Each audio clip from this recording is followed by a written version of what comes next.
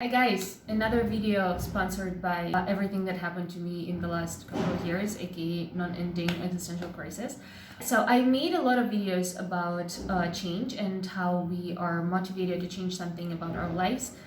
And I said in one of those videos that actually fighting something that is happening is not really productive because we just extend the inevitable.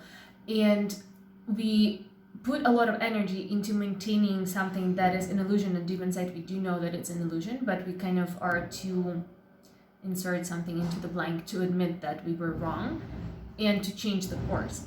And I find like hitting rock bottom is a kind of a prerequisite to understand that you're not doing something right, and that actually motivates you to start taking action to change something actively and to do something in a new way. But by hitting rock bottom, by the way, I don't mean like getting left without job, money, food, shelter, family, friends, whatever. Like, it doesn't have to be like that. Hitting rock bottom, like, it can look like that, of course, but it can be just totally normal on the outside, but you admit inside of yourself that you don't know what to do next and you're lost, and you kind of just admit defeat and you let go of control. And I think this let go of control part is what makes hitting rock bottom this wonderful.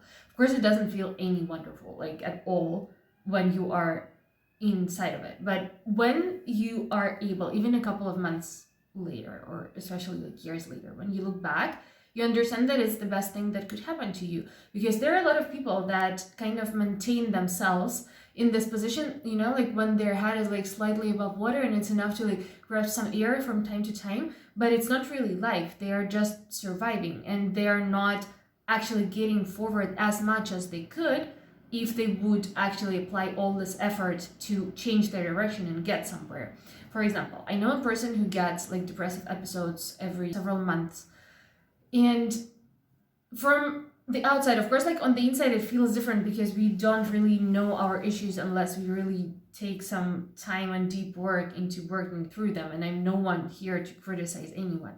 But when something happens repeatedly, sometimes we choose to ignore it and we choose to continue doing the same stuff over and over and over again, just because it's too uncomfortable, or we are too stubborn to admit that we were doing something wrong and we were going in the wrong direction and we don't want to change the direction. So what I'm trying to say is that sometimes when we already feel that life is kind of dragging us down, that we are already kind of drowning, and I hope that this is what I have learned from all the situations, that the next time that this is going to happen to me, because of course it's going to happen, like that's life, it happens from time to time, and to some people more to the others, and knowing myself, it does happen a lot.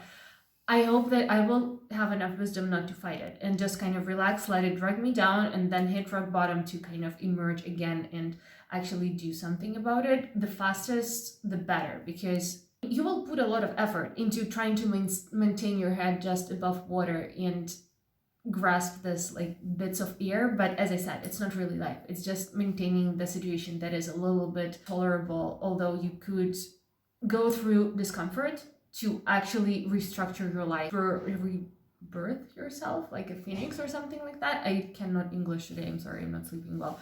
But so what I'm trying to say is sometimes it's just good to let go of control, let yourself hit rock bottom emotionally, and use that as kind of a jumping platform for you to rise even higher than you were before. And in any way, change of direction is good, because sometimes we just don't want to do it because of course we are good where we are familiar, and we want to stay where we are familiar, but sometimes that's exactly what is not allowing us to grow or to get somewhere that we actually want to get.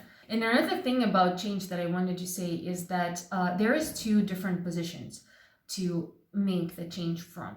So you can either make it from the point of flagellating yourself and telling that you don't feel that you're good enough yet as you are, and you want to change because then you will deserve love if you change that part of yourself, and you will become better and more lovable, which is very sick and it never works. Okay, it does work sometimes, but it takes much more effort, and I think that it's also going against the flow, like going against the current. And I feel like the more long-lasting and a more holistic and natural way of doing things is doing things from the place of self-love. I think the main difference is that you kind of take small steps, like smaller steps, and you don't really beat yourself up for the failure. So, for example, right now I'm trying to introduce like several good habits, and of course, I slip because introducing new habits is difficult, and especially getting rid of your old bad habits is difficult. And I do have kind of an addictive personality, so it is an everyday decision making. And you can make the decision in the moment. And I think that the thing with making changes is that people wait also for like the 1st of January or Monday or whatever to make the change. Even if you make the slightest change right now in this moment, it's already going to be much better than if you do like all the big change the 1st of January, which will probably never happen. So my new approach to it, which is kind of working, although super slowly, I have to admit, so you have to have a lot of patience, is making the small changes. So for example, like your head reaches for the phone when you know that you want to spend less time on your phone, and the moment you might even have grabbed it, you might even have opened like your app of choice, but then you realize, okay, no, this is not what I want to do, and then you put it back, and then you celebrate this moment. You're like, okay, I'm loving myself enough, and you kind of pat yourself on the back for it, and you, well, feel good about yourself, instead of beating yourself up for the times when you slip. Because with your old self, like the old habit that you want to banish, like you would do it anyway, but now you're at least aware that you're doing it and it's already better. And if you're not gonna like beat yourself up for it, the next time it's gonna be easier for you to make the small tiny step in the right direction, I feel. And every time that you make a small decision that supports your new lifestyle or whatever you want to change about yourself or about your habits, I think celebrating like every small thing, saying like, yeah, good for you, and doing a little happy dance or whatever floats your boat.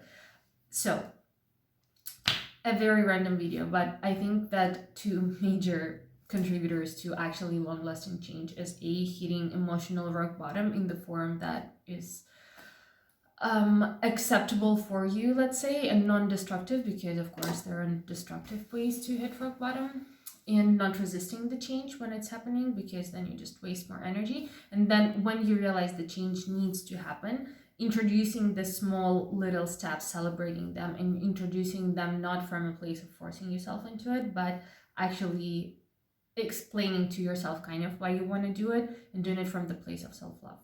I hope that it might have helped someone, and tell me if you are planning to make any changes, if you're planning to make any New Year's resolution. I hope that you're doing great. Love you very much. Tell me everything in the comments, and see you in the next video.